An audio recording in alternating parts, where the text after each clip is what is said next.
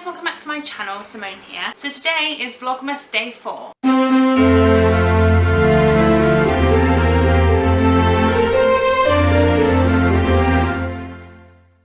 Today's video is going to be my YA books, reads and recommends. Now I know that this is quite a broad subject because obviously there are lots of different subgenres within the YA genre in general, which I hope to do that in the future, but today I just wanted to talk about some of my favourites and some of my least favourites. So as you know, with my reads and recommends videos, I will link the playlist that I've done before. I talk about 5 books that I've read and whether I liked them. Some I liked, some I didn't, and then 5 books that have been recommended to me and my thoughts on reading them and what they're about. So let's get started. So the first book I want to talk about is actually a series, and I think it's a 5-part series. I'm not 100% sure how many books are in the series. I think I've read the first 2 or possibly 3. And that is the Percy Jackson series by Rowell, who, and the first book of that is The Lightning Thief, and I think the second one's The Titan's Curse. And they are books set as part of the, I think it's Greek mythology, I could be wrong, it's definitely mythology of some kind, but basically Percy is a demigod, I believe they call them, and he is essentially half human, half god, because his father is Poseidon.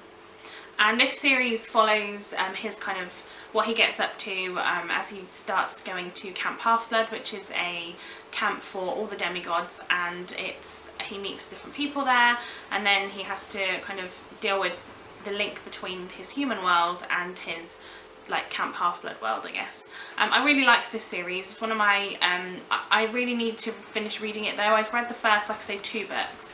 But I really need to get on with the rest because he has lots of other series that are all kind of interlinked, I believe, so you have to read this one to get on to others, so hopefully I can do that at some point. The second book that I want to talk about is Grave Mercy by Lefevers, and this is the first book in the His Fair Assassin series. And this is about 17-year-old Ismay, who escapes from a particularly brutal arranged marriage where her proposed husband was very aggressive and very abusive, and she escapes from that and she goes to live at a convent where I forget the name of the convent, but basically these nuns that she goes to live with are trained assassins, and they're teaching her how to kind of go about that. Unfortunately for her, one of the first like quests she's sent on is to kill someone who she ends up falling in love with, and it's then the kind of what happens and who's right and who's wrong, and should she be able to kill people and things like that. It's a really good well, it's a good first book. Again, this is a series I'd like to continue because I loved the first one so much. I think it's definitely worth a read, and it's something that's a little bit different to other YA books that I've read before. I think it's just a little bit kind of out there, and I really like that. So yeah, it's definitely one that I would say you should read. And the third one is actually my favourite off of this little list that I'm talking about today, and that is Eleanor and Park by Rowell. Now you'll all know, if you've seen other videos of mine, that I am a massive Rowell fan, well, of her YA stuff. I haven't really enjoyed the adult stuff of hers that I've read, but I really very much enjoyed Eleanor and Park. This is kind of a story of first love, and we all remember when we have that kind of first love and the bubble that you're in, and this follows obviously Eleanor and Park. Eleanor is a slightly bigger girl. She has red hair, it's very curly, she's very unconventional, she's not really too bothered about what people think about her. And then you have Park, who one day is sat on the school bus. He's kind of part of the popular group, but he's kind of on the edges of that. And he, one day on the school bus, is sat up there, and Eleanor, comes and sits next to him. And they kind of have this sort of shared moment over comic books and like audio or music tapes and things like that. And then it kind of blossoms from there. I really like this because kind of the point of it is that they know from the beginning that first love doesn't ever really like work out, and so they're kind of going into this with the thought that this might not be the one for them, but it's great while it lasts and that sort of thing. And I feel like this has a lot of different important subjects in it that it touches on, and I really enjoyed reading it, and I thought it was really beautifully written. Like I said, I love Rowell, and I think this was definitely one of her best. Number 4 is a book by one of my favourite authors, and that is Shadow and Bone by Leigh Bardugo, who is the author of the Six of Crows duology. And actually Shadow and Bone is the first of a trilogy set in the same world, the Grishaverse, I believe it's called, as the Six of Crows. Six of Crows is one of my favourite books of all time. So I actually think I read Six of Crows before I read Shadow and Bone. I can't remember which way around I read it. But either way, Shadow and Bone is not as good for me as Six of Crows. I didn't enjoy it quite as much, but I do still think it's a good story. And it follows a girl called Alina who is living in a world where, again, there are Grishas, and one day her and her friend are tested to see whether they have Grisha powers, and she doesn't show up with any, so she kind of goes on with her life. And then a few years later, I think she sort of starts to realise that possibly she does have some Grisha powers, and she goes on a journey to meet the Darkling. And I can't really say too much about it because I don't want to spoil anything. You kind of get that ambiguous, is he good or bad situation, because basically the world that they're living in, he is kind of very highly regarded, but nobody's really sure who he is. And Alina kind of tries to prove herself, and things kind of go from there. Like I said, I don't want to go into it too much. I do think it's a good story. I don't think it's my favourite. I think I gave it like a 3-star. I didn't love it, and I haven't read the rest of the series because I haven't really been so inclined to, but maybe in the future I will reread it and then read the second and the third book, but we'll see how it goes. But at the moment I don't really have any kind of interest in doing that. And then the final book in my have read side of the read and recommends is Will Grayson by John Green. Now, I couldn't really do a YA video without talking about John Green because, like I said before, Leigh Bardugo is one of my favourite authors, and John Green is kind of one of those YA authors that everybody seems to love. And I have kind of had hit and miss results with John Green's writing. I've loved some, I've hated others. Unfortunately, Will Grayson is one of the ones I did not like at all. I should also say that this book is actually written by David Levithan as well. They kind of, I think they did like a joint co-authorship, should I say. So this story is to do with, like I said, 2 boys named Will Grayson who have completely different and separate lives, and they meet each other, and then their lives seem to sort of find themselves on the same path. And it's to do with the High School Musical, and yeah, it just really wasn't good for me. I don't know, something about the way it was written I just really didn't enjoy. And there are a couple of other John Green books that I don't like either. I haven't actually tried any other David Levithan books, so perhaps that's something I might do and see whether I like his writing on his own. But yeah, I just really wasn't a fan of this one by John Green. I just didn't think it was his best. So now we're on to the 5 books that I really want to read in the YA genre, and the first one of those is The Knife of Never Letting Go by Patrick Ness, and this is the first book in the Chaos Walking, I think it's trilogy. And The Knife of Never Letting Go follows a young boy named Todd Hewitt, who is the only boy in a town full of men.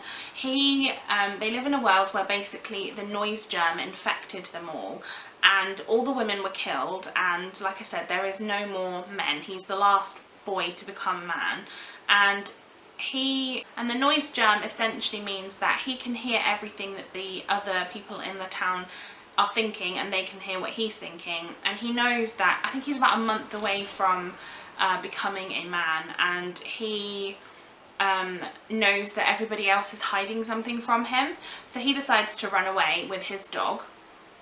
And while he's run away, finds a woman, and he doesn't know why she didn't die with the rest of the women in the village, and he doesn't know what's going on, and it's kind of that story. I think this sounds really interesting. It sounds like a dystopian story that I've not heard before. I think a lot of the time dystopian stories tend to be quite samey and sort of quite similar to others, so hopefully this is one that really stands out because it sounds amazing. I have had, again, hit and miss with Patrick Ness's writing in the past, but hopefully this will be one I really like because I do enjoy dystopian novels a lot. Then the next one I want to read is a book called Fallen by Lauren Kate, which again is the first in, I believe, a trilogy called Fallen, strangely enough. And this one is a kind of fallen angel story. It's about a 17-year-old girl named Lucinda who falls in love with a boy at her school called Daniel, only to find out that he's a fallen angel. And I don't know anything more about it, but I don't think I've read any kind of fallen angel stories. So, or maybe I read one a long time ago, but I don't really remember too much about them. So hopefully this is one that I'll really enjoy, because I do enjoy kind of the different creatures and things but in a real world setting, if that makes sense. So hopefully this is one I really like. I have heard quite mixed things about this book, but I think that it sounds like something that's up my street, so I would like to give it a go at least. The next book that I want to talk about, and is actually one that I own, that is this one, which is Wonder by R.J. Palacio, and this has now been made into a movie, so I'd quite like to watch that once I've read the book. But this follows a boy named August Pullman, I believe. Yeah, and he has a severe facial disfigurement. I don't know how he got it or whether he was born with it, but it's about him going through life and how people look at him and how he looks at himself. And I've seen the trailers of this when we went to see a different film, and it looked really emotional already, and I haven't even got that into the story or anything. I think this sounds absolutely amazing. I have the movie cover here, and it actually has some of the stills of the movie inside it, so that's really interesting. And yeah, I've heard really, really good things about this book, and I'm really excited to be able to read it myself because, like I said, it does sound fascinating, but I feel like it's probably going to be one that makes me cry, so yeah, I'll have to be kind of in the right mood for this one, I think. The next one is actually quite a well-known one, and again this has just been made into a Netflix, I think TV series, and that is Anne of Green Gables by L.M. Montgomery. Now this is again the first book in a series, and I seem to sort of get drawn to series, but Anne of Green Gables is a book that I tried to read when I was quite a bit younger, and it kind of went over my head at the time when I read it, so I didn't enjoy it. But hopefully if I reread it now, I feel like I'll enjoy it a bit more because I'll get more out of it. This follows a little girl named Anne Shirley who has been living in an orphanage for as long as she can remember, and she goes to a prospective new home called Green Gables, and she gets there and the family that are sort of looking to adopt are not expecting her. I think they're expecting a boy, and they're sent this fiery redhead little girl who has dreams and imagination galore, and I think, as far as I know, it's about her wanting to become Anne of Green Gables because she wants to stay there and she wants it to be her future home. But yeah, it sounds really cute, really, really lovely, and it's definitely a story that I've heard lots of people talking about, and again it's a TV series I like to watch, so hopefully I can read the book first. I do think there's quite a lot of books in this series, but I'm kind of okay with that. And then the final book in this video is The Truth About Forever by Sarah Dessen. Now, as you may know, in my, which one was it? In one of my wrap-ups recently, I can't remember which one, so I will link it down below, but I talked about the fact that I read this lullaby by Sarah Dessen, and I really, really did not like it. I think it might have been my July wrap-up actually, and I just didn't enjoy it, and I couldn't quite work out why everyone seems to love Sarah Dessen so much, and so I would really like to read some more of her books in order to kind of find out what all the fuss is about. And as far as I know, this story follows a girl named Macy whose father has recently passed away, and she is kind of looking at a summer filled with exam prep and studying, and I think she has a job in the library, and her and her mother are kind of trying to deal with the fact that they're both still grieving for her father, and her boyfriend is away, I believe, at a summer camp of some kind. And then, so she's expecting a really horrible summer, and I think it's kind of about what actually happens and about the things I think the tagline is something like, is it really always better to be safe than sorry? And so yeah, this sounds interesting. I think the storyline sounds more interesting to me than this lullaby did, so hopefully that's kind of a good sign for what's about to potentially be a good book for me. So yeah, I'm really interested, and yeah, I can't wait to read this. So those were my 5 reads and 5 recommends for YA books, so I hope that you enjoyed them. Let me know in the comments down below what your favourite YA books are, and also recommend me some because I always love to be recommended them. I hope that you're enjoying Vlogmas so far. Give this video a thumbs up if you like it, and subscribe to my channel so that you get more of my Vlogmas updates every day when I post them, and I'll see you tomorrow at 5 PM. Bye guys!